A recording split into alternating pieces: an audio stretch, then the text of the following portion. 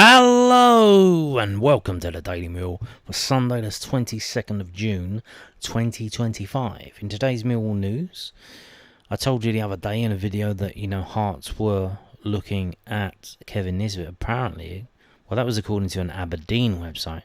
Now we have an Edinburgh Hearts Standard website. It's called Hearts Standard.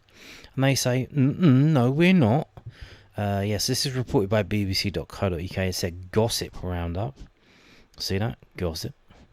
Kevin Nisbet, who was on loan to Aberdeen from Millwall last season, is not a target for Hearts, with head coach Derek McInnes hopeful of convincing fellow Scotland striker Lawrence Shankland, by the way, to stay at Tynecastle Park. And that's from the Hearts Standard, which I would go to the source, but they don't let you read it without accepting cookies. So you can tell what kind of website that is. So yeah. The Lord giveth and the Lord taketh away. Now moving on to this. This is from footballleagueworld.co.uk. They've reported via Alan Nixon. So Alan Nixon, Telegraph journalist, started a Patreon to publish his information, inside knowledge, some say. Because he was, giving it away for free on X, and he kept getting bombarded by people saying, "What about our club? What about our club?" Well, this guy, Turkey Alaksik, he's moved on to Bristol City apparently. So he's given up on trying to buy Millwall, and he's gone to Bristol City, which is interesting because I believe Simon Jordan told him, recommended Southampton to him. Or no, he recommended Sheffield Wednesday, and then he said he's interested in Southampton or Millwall, and they split the difference, and he's gone to Bristol City. But what's going on there then? So Lansdowne family, headed by Steve Lansdowne, is the majority shareholder in the Bristol Bears and Bristol Flyers, has been involved with the club since 1996.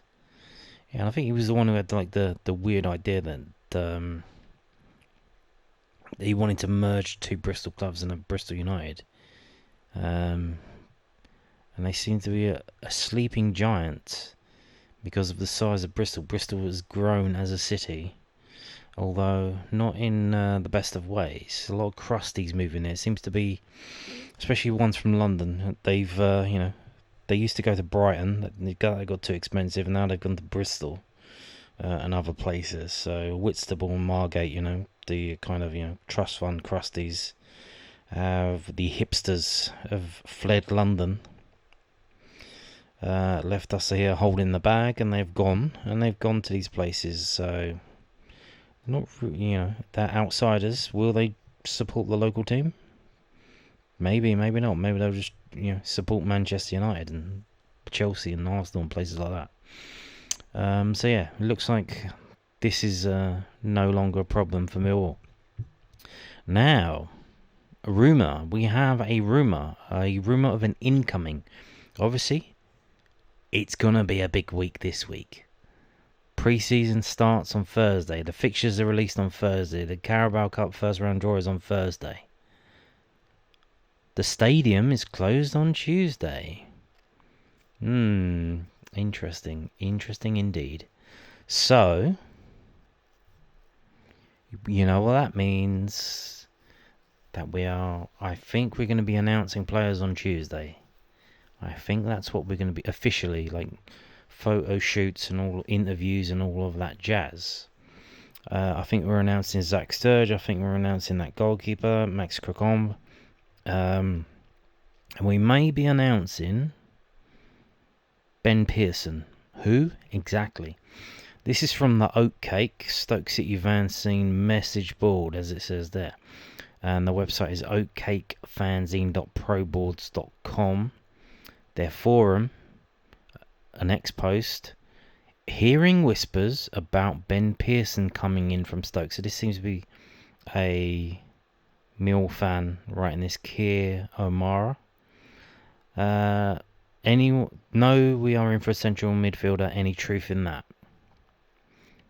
And a lot a lot of the Stoke City fans are quite happy with this, because this player is injured a lot and he keeps getting sent off. So there you go. So who is Ben Pearson? Let's have a look. So this is the Wikipedia page. There he is there. That's what he looks like. He's got a bum chin and bushy hair. Or he did have when he played for Preston. I don't know what it looks like now. He's from Manchester United's academy. He came through 2014. Or 2004 to 2014, he was at Manchester United's academy.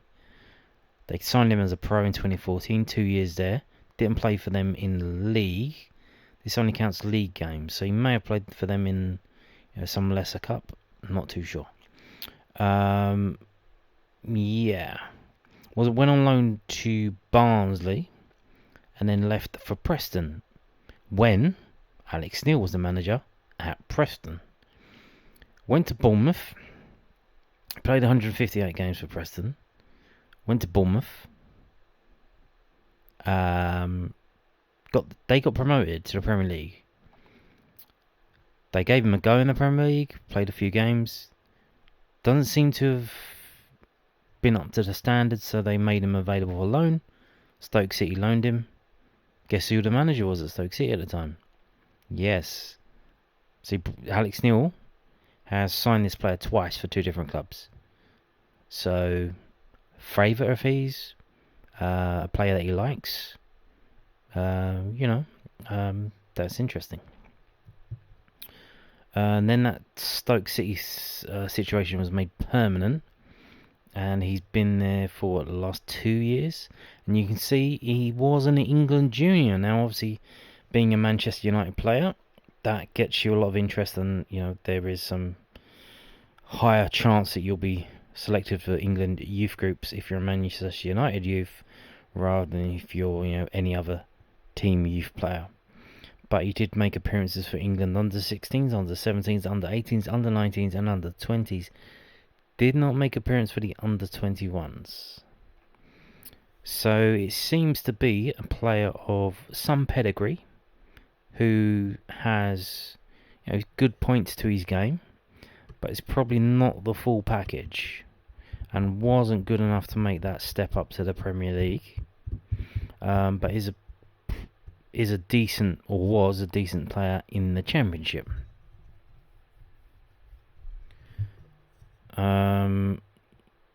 So yeah, and now this is what he looks like now.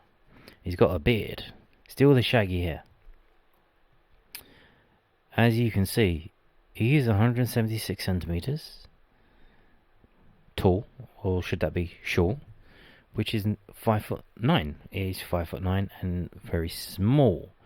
That's probably one of the reasons why he didn't make it in the Premier League.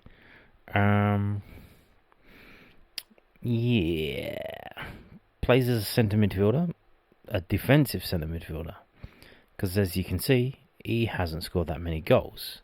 So this was last season, but we're going to go down anyway. We're going to look through this. So this is from fbref.com. It's a stats website that I use all the time.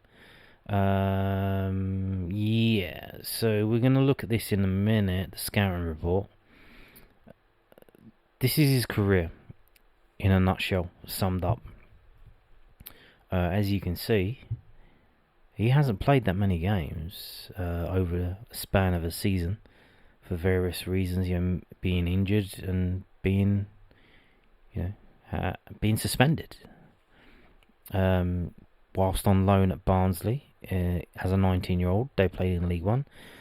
22 games he played in, and 23 the season after. So he had two spells at Barnsley on loan in the same division. That's interesting, over two separate seasons, 14, 15, 15, 16. So that is interesting that normally they loan you at League One, then they want to loan you back out at the Championship, but he went back to the same team in the same league. Interesting. Maybe that was like an exit loan that, okay. And maybe he was kind of hoping or expecting to sign for Barnsley. It didn't happen. Decided to move to Preston. Again, first season there as a 20-year-old, 15 games. But the season after, he did 31. then 35, then 30, and then 38, which is the most amount of games he's played in his career in a single season, when Preston finished 9th in 2019-20. See, that was just before COVID season. 3,327 minutes. COVID season, he plays 9 times. And moves to Bournemouth. I don't know the situation there, if they bought him or if contract ran out or whatever. 25 years old. Bournemouth in the Championship. They finished 6th. He plays 16 times with them. Season after, they finish 2nd, so they get promoted. He's played 23 times for them. Only 8 starts, though. So, the numbers are down. It's from the pinnacle there, goes down, up a bit, down, and then down. Played in the Premier League, so he did play in the Premier League, so technically a Premier League player. Matches played 7, but he only started 3 games, 286 minutes played in the Premier League. And that was in the same season as this, so, they started him, they gave him a go, didn't really work out, and they decided to loan him out. They said, okay, he's not good enough. Goes out to Stoke. 14 matches played. Season after, again, more minutes, more games. 29 games played in 22 starts, 1,846 minutes played. But the season after, so this would have been last season, the season that's just gone, only involved in 30 matches in Stoke, who, just avoided relegation. 570 minutes played, and they've actually listed he played for the reserves once. And that's because he got a hamstring injury, which kept him out until February. So he only come back this year. So that's, we do have our own players who have hamstring injury problems, so he'll fit right in, He actually had surgery. So hopefully that's all, he come back and he played, and, you hope that that's better now. But here's the totals. So if we go down, goals, he hasn't scored a goal since 2020. Since he was at Preston, he's a defensive midfielder now. 252 90 minutes. But he started more, he's been involved in more games than us per 90 minutes. Only 4 goals from 67 shots, 25 shots on target. Yeah. And expected goals of 2.7. So when he does score, he doesn't shoot that often, and his XG is only 2.7. So to get 4 goals from 2.7, he's not a scorer. That's not what he is. He's a defensive player, and he is very good at passing. So we have the passing stats from 2018-19 season onwards.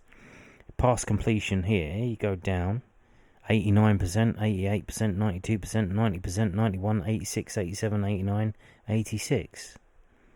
And even on medium passes, which is, we do that, so that's between 15 and 30 yards, still pretty good. But then long balls, not so good. That's passes longer than 30 yards. So he can pick a pass. He's very good at through balls, apparently, and we'll get into that in a minute.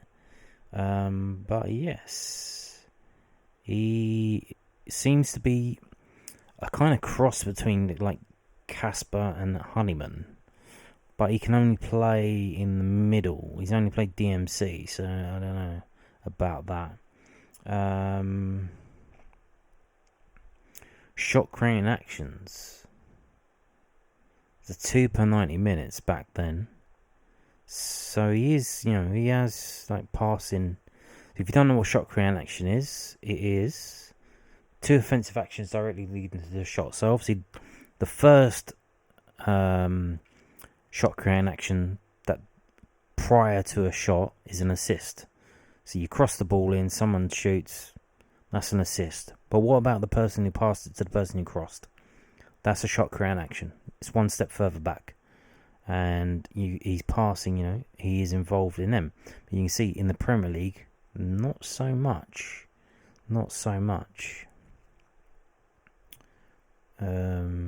So yeah, 1.58. Tackling.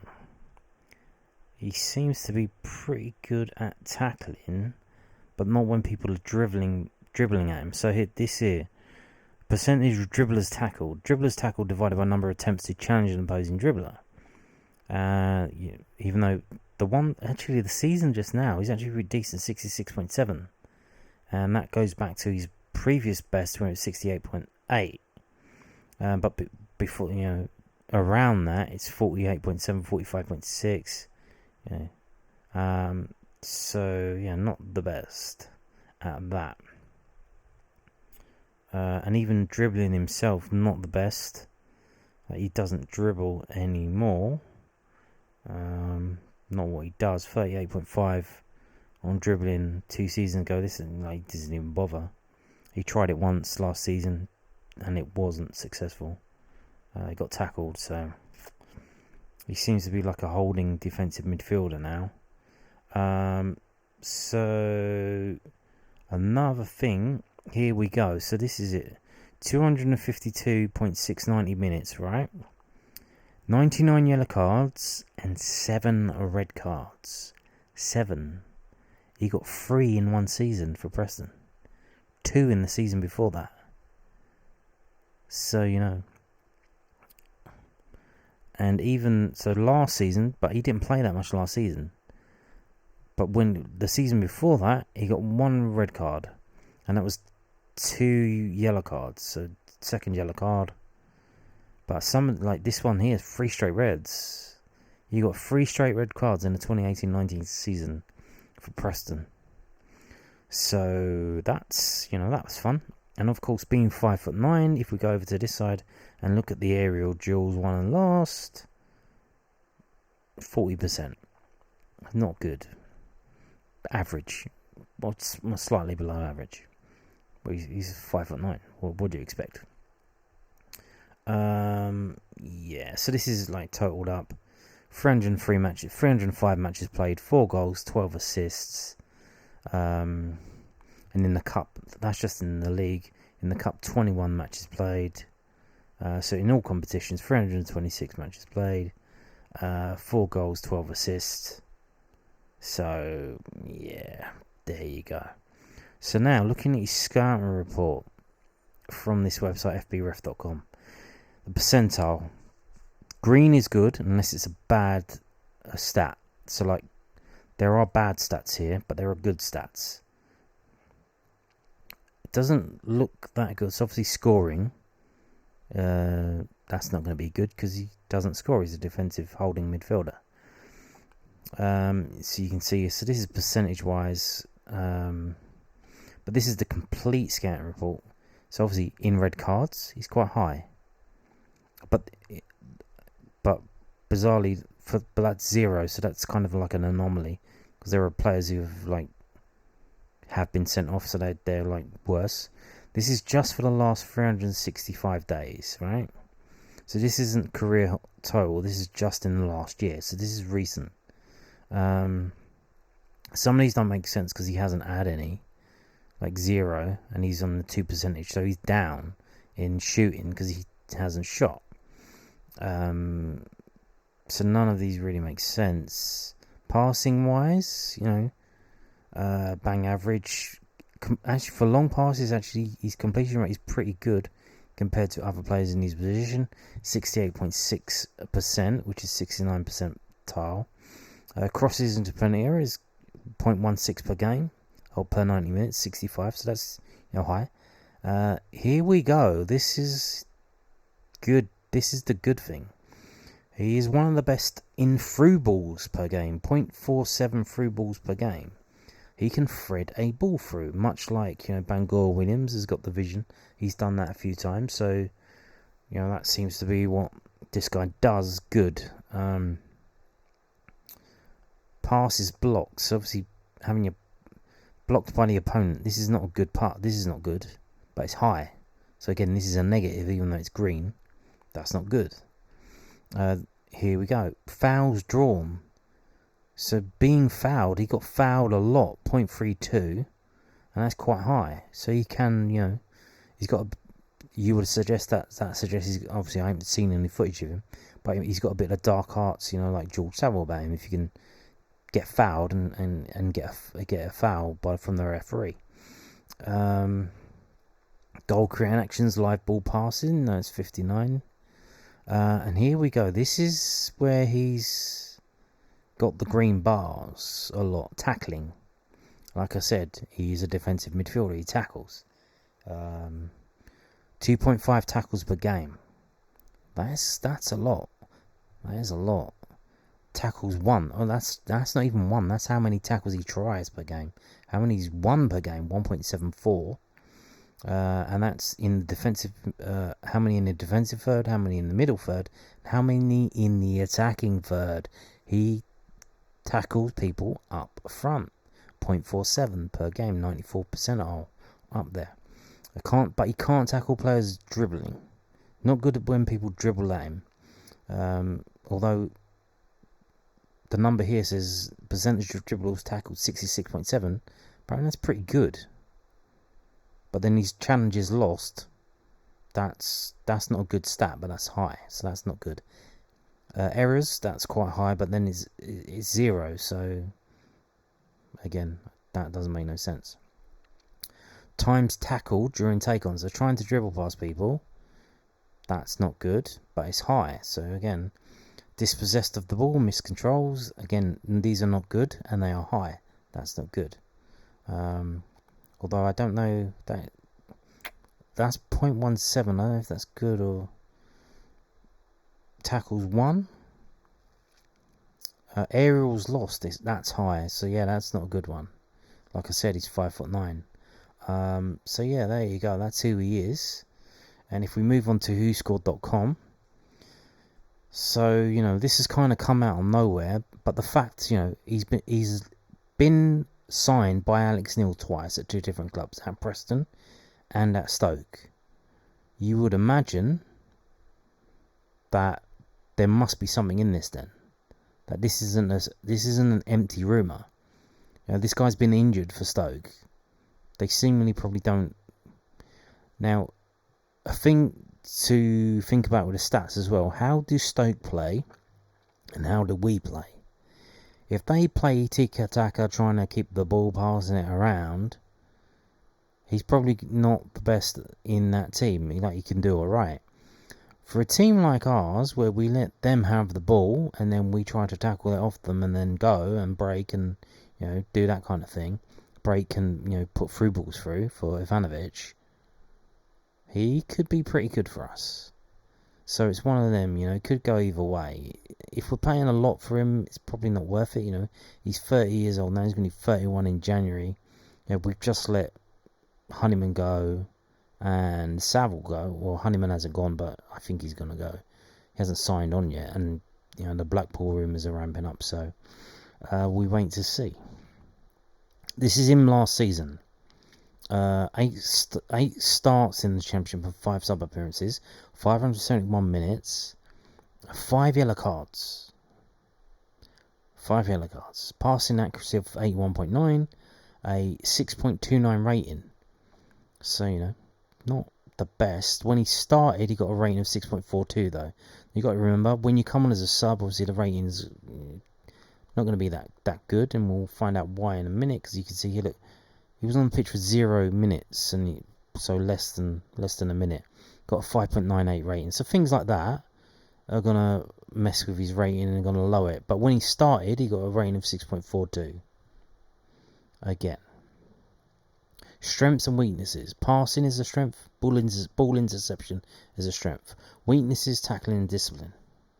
Yeah, he gets sent off, he gets yellow cards. He likes to play long balls, and he likes to shoot from distance.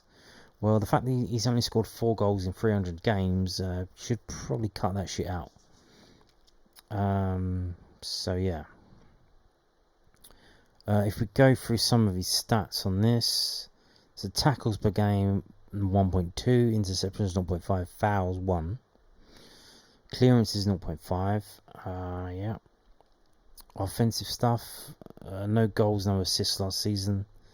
Shots per game 0.1. Unscheduled touches 0.5 per game. Passing wise, key passes 0.2, average passes 18 passes per game, 81.9% passing accuracy, 1.5 long balls. Yeah, he does give the old long balls a go. If we click on this, okay. So yeah, and if we go through this, so this is his matches last season. As you can see, it starts in February in the FA Cup, and he plays 70 minutes. Again, he had hamstring surgery earlier in the season. 17 minutes in a comeback, then 3 minutes 4 days after that. So coming off the bench against Bristol City. Obviously, Stoke involved in a relegation battle. He's played 90 minutes 3 times last season. 7.05 against Watford in a 0-0 draw. So obviously doing the job that he done, kept a clean sheet, suggests did pretty well. But then when it doesn't go well, against Leeds, 6-0 defeat, 5.73, and he played all 90 minutes. But then against Stoke, 2-0, 6.86. So, a bit of a mixed bag, I should say. A bit of a mixed bag. If we move on to his history, this is match history. This is what he did in each of those games. This is his games last season with extra stuff. You can see the passing accuracy. 95.7 passing accuracy in 20 minutes against Middlesbrough. But then it was low as 33, but he had 1 minute, so you can see it's in the 90 minute games he played 86.1, 81.3 and 75.8. And if we go, what did he do in these games? So even in the Leeds game where they lost 4-0, he had 4 tackles, 1 interception, 2 fouls, 1 clearance. So he was involved. Against Watford, again 4 tackles, 2 interceptions, 1 foul, 4 clearances. So that's not bad. Against Swansea, played 62 minutes, 2 tackles, 1 interception, 4 fouls, 1 clearance.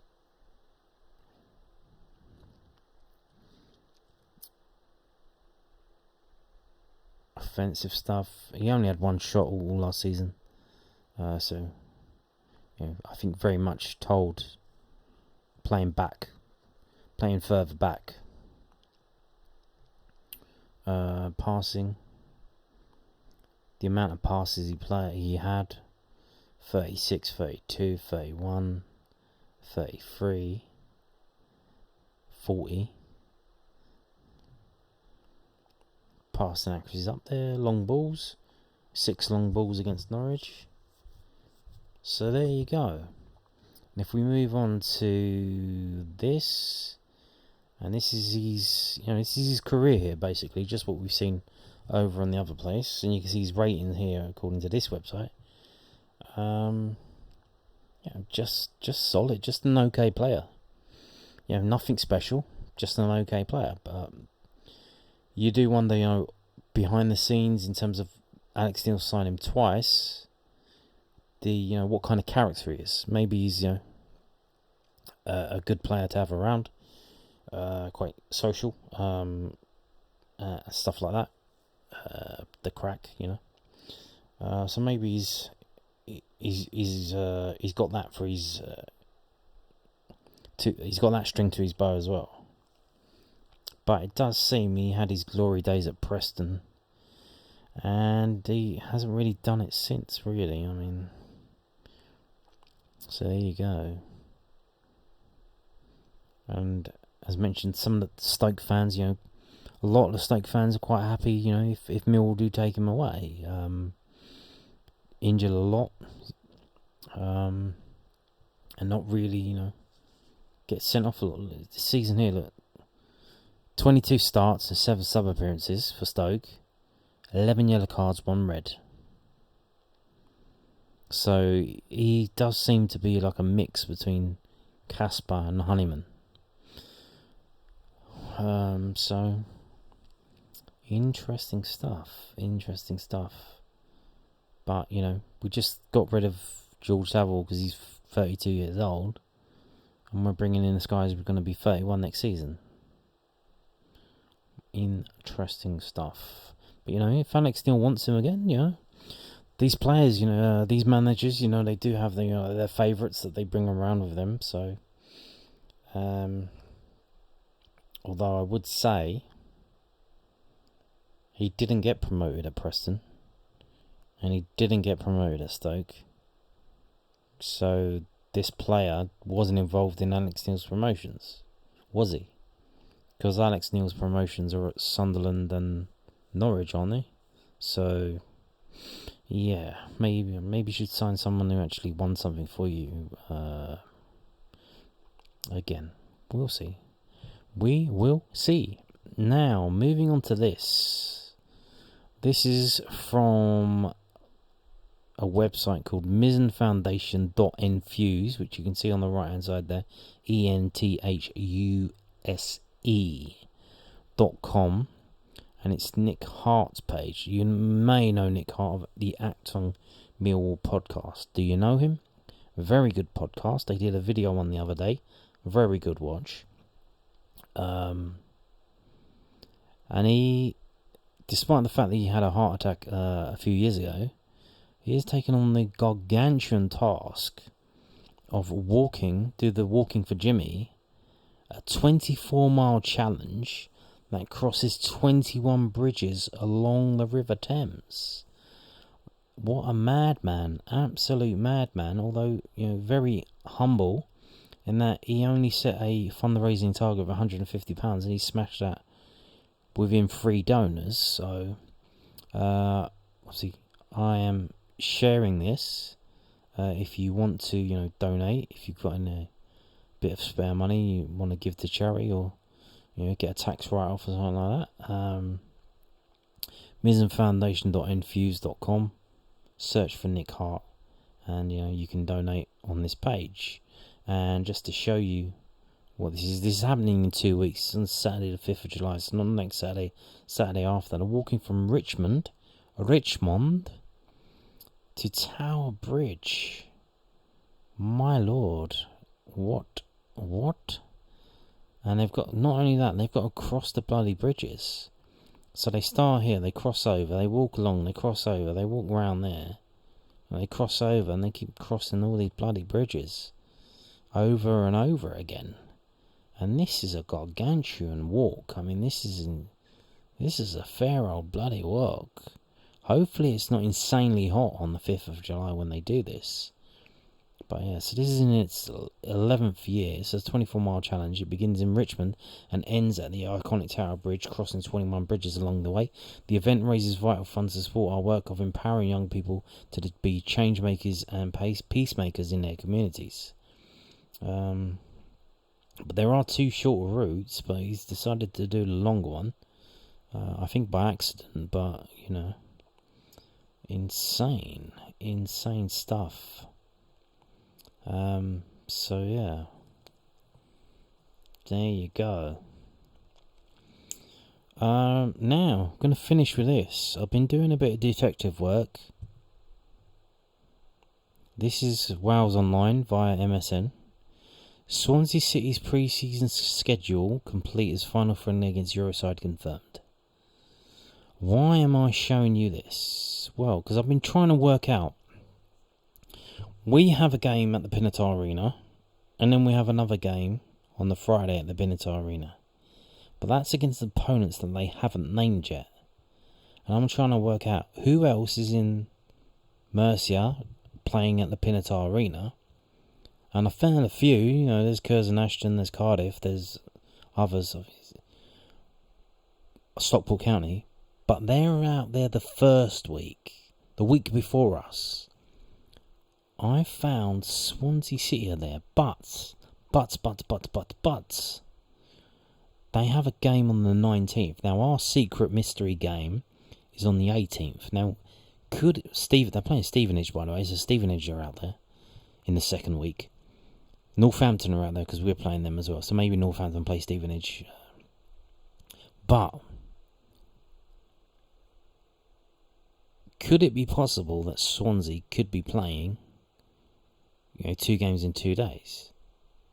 Maybe, but maybe not, if they kept bringing out a lot of players out there. Now, they've only got 1 game announced, so maybe, obviously, this is the Saturday, so maybe they're playing on the Friday and the Saturday. Don't know. But then they're travelling 4 days later. They're playing at Cheltenham Town in a night game. So, yeah, I don't know about that. But if they're playing on the Friday, well, that's the Saturday against Stevenage. So they're just going out there for the weekend. Maybe they're going to play Friday, Saturday, Sunday. Or maybe they're going out there Friday, Saturday, Sunday, going back on Monday. Why would you just go there for that 1 game? So maybe they're playing us on the Friday. It wouldn't be beyond the realms of possibility that they could have 2 games in 2 days. If they got you only need 22 players. They're gonna bring more than that. You imagine that they got 30 players in their squad. They could handle 2 games in 2 days. So maybe we might be Swansea. Now here's the thing. Obviously, I know it's a Premier League rule, and I assume this rule applies for the EFL. You're not allowed to play friendlies against teams in your own division. However, there is a rule that if you do it abroad, you are allowed. Obviously, you may have seen the Premier League play in the Asian Cup, and they played against each other in Asia and games like that. So we could be playing Swansea on that Friday, and maybe the reason why they haven't announced it is they don't want a bit of people going out there for off the field shenanigans, going out there because Swansea and Millwall off the pitch is a bit tasty, isn't it? It's a bit, even on the pitch, with that, the mascots are having a go at each other.